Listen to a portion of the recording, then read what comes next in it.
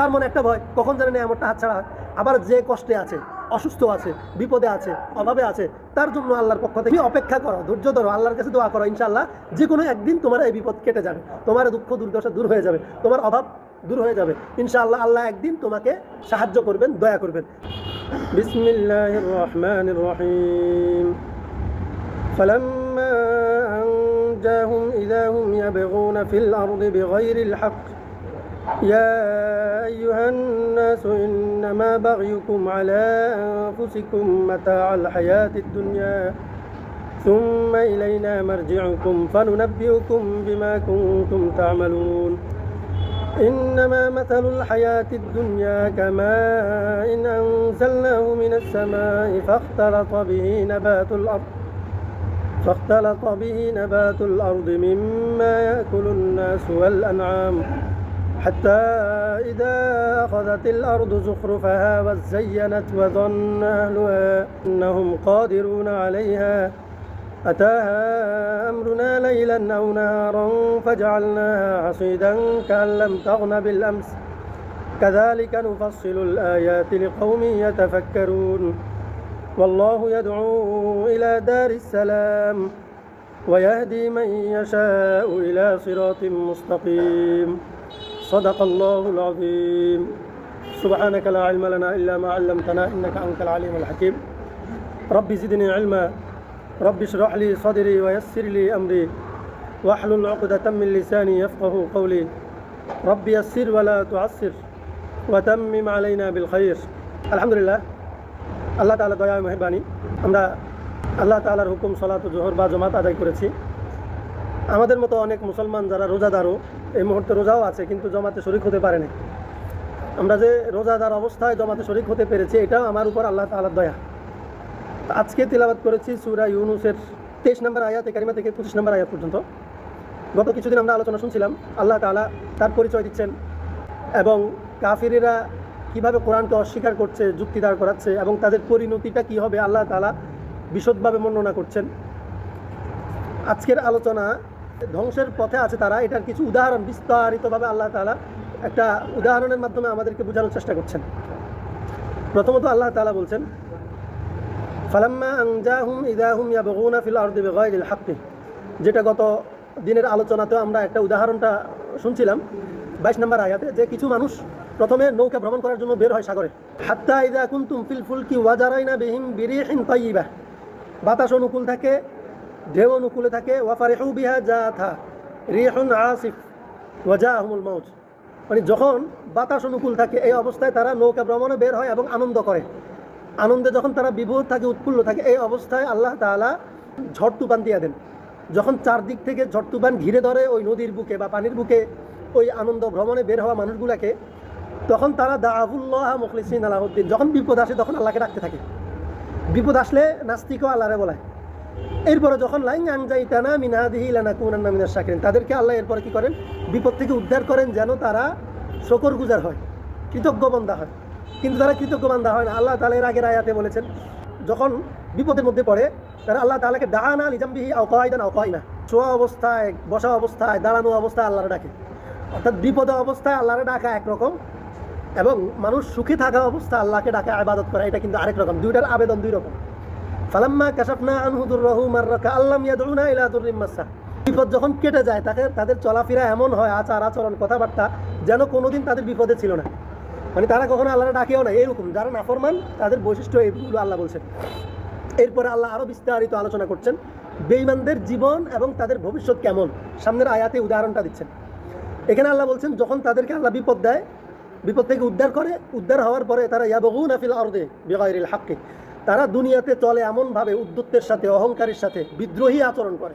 মানে কিছুক্ষণ আগে মানুষগুলোকে আল্লাহ বিপদ থেকে উদ্ধার করছে, বিপদ থেকে উদ্ধার হওয়ার পরে তাদের চলাফেরা আচরণটা যেন ঠিক সেই আল্লাহর বিরুদ্ধে তারা বিদ্রোহ করে, এরকম বিদ্রোহী আচরণ, আল্লাহ বিরোধী নাফরমানী আচরণ তারা শুরু করে।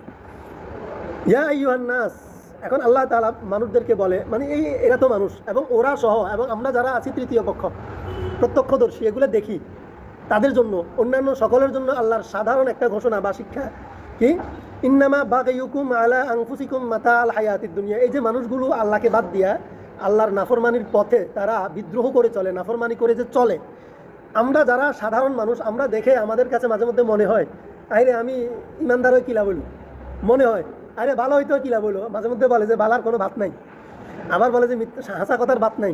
আমার বাজার মরহুম বলতেন যে এই দেশের বাপ বেগুন কি মৃত্যুকে খায়নি। এই যে এই কথাগুলো আমরা কেন বলি, কিরে ভাই লোকটা সত্যের পথে আছে, ন্যায়ের পথে আছে, লোকটা ভদ্র হওয়ার কারণে যেন তার উপর আরও জুলুমের স্টেম রুলার চলে।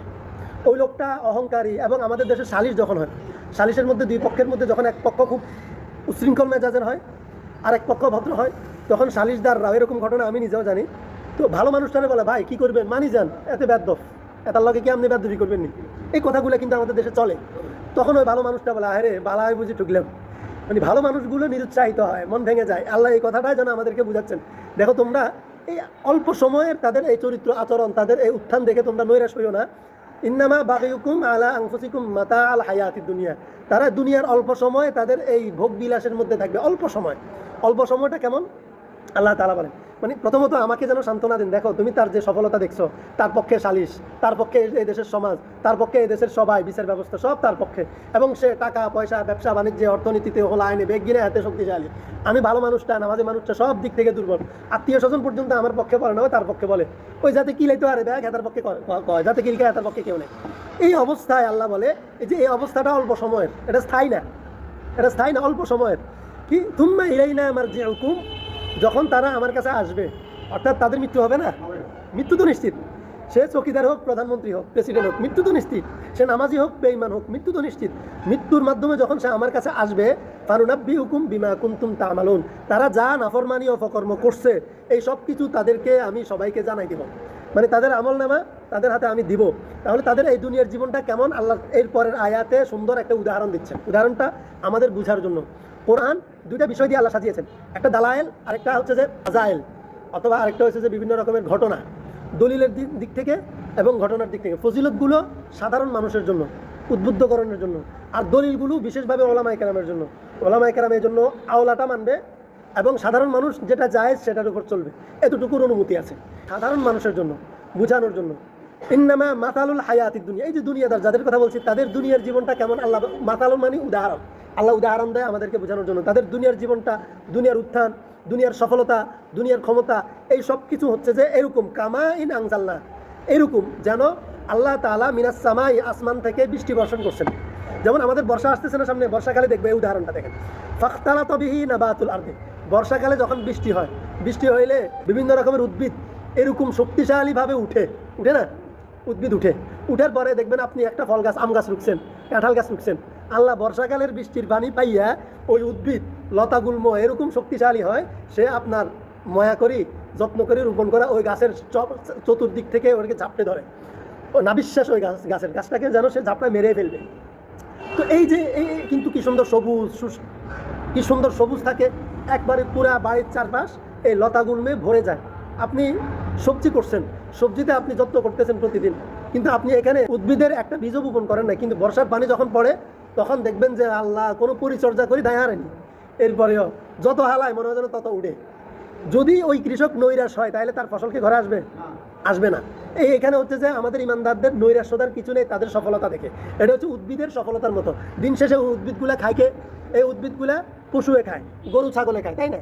এগুলো গরু ছাগলে খায়। এগুলো আপনি কি করবেন? কেটে ছেটে রাস্তার পাশে ফেলে দিবেন। এটাকে পায়ে মারিয়ে আপনি একটা গর্ত করে এটাকে পুঁতে ফেলবেন। এটা থেকে সার হবে, আপনার ফসলের জন্য এটা উপকারী হবে। আপনার গরুকে খাওয়াবেন, ছাগলকে খাওয়াবেন, ফেলে দিবেন, এটা পচে নষ্ট হয়ে শেষ। এটার আর কোনো কেউ খোঁজ নিবে না, 2 টাকা পয়সা বাজারে বিক্রি হবে না। ঠিক বেঈমানদের দুনিয়ার জীবন সফলতাটা হচ্ছে এমন, যেন আল্লাহ আসমান থেকে বৃষ্টি দিছে, বৃষ্টি দেওয়ার পরে বৃষ্টির পানিতে উদ্ভিদ লতাগুল্ম অনেক রকম আগাছা জন্মাইছে, অনেক শক্তিশালী, অনেক সুশীভূত হয়েছে, ফুলে ফলে ভরে গেছে। এরপরে এগুলা পশু পাখিয়ে খাবে।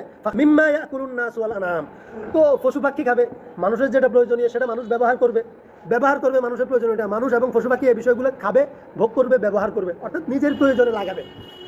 হাত্তা ইদা আখাযাতিল আরদু যুখরুফাহা ওয়াযায়্যানাত, যখন এই বিষয়গুলো একবার সুশোভিত হয়, ফুলে ফলে সাজে, অনেক শক্তিশালী হয়, তখন আল্লাহ কি করেন?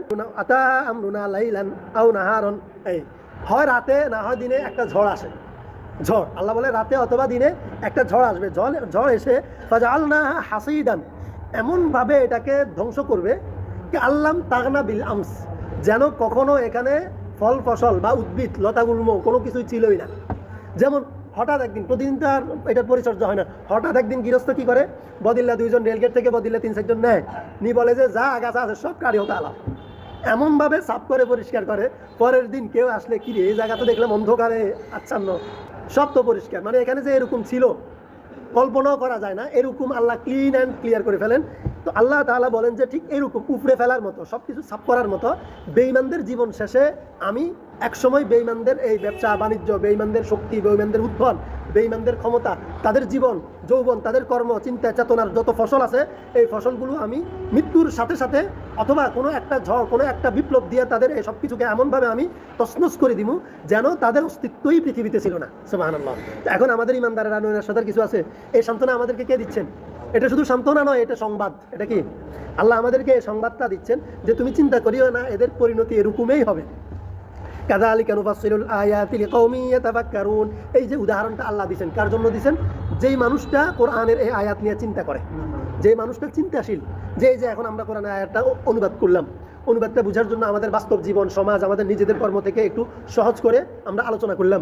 এখন এই যে সূরা ইউনূসের 124 নম্বর আয়াতের এই যে অনুবাদটা আমাদের সামনে আসছে না, ক্লিয়ার হয়েছে না? এখন এই আয়াতটা যদি আমি মানে চিন্তা করি, এই ঘটনাগুলো বাস্তব জীবন, আমার বাবার যোগ, আমার যোগ এবং আমার ছেলের যোগে কি হতে পারে, আমার নাতির যোগে কি হতে পারে, আমার দাদার যোগটা কেমন ছিল, কারা ছিল, কাদের উত্থান ছিল, কাদের আধিপত্য ছিল, এই যে সব বিষয়গুলো যদি আমি চিন্তা করি, আমার পরিবারের যদি চিন্তা করি, আমার বাড়িতে যদি চিন্তা করি, 4-5টা মানে আমার দিক আছে, পরিবার আছে, 4-5 পরিবারের 2 জেনারেশন আগে তাদের জীবন আচার কেমন ছিল, এখন কেমন, আমি যদি বিষয়গুলো পর্যালোচনা করি, আমি দেখবো যে দুনিয়াতে এই যে কোনো কিছুই স্থায়ী না।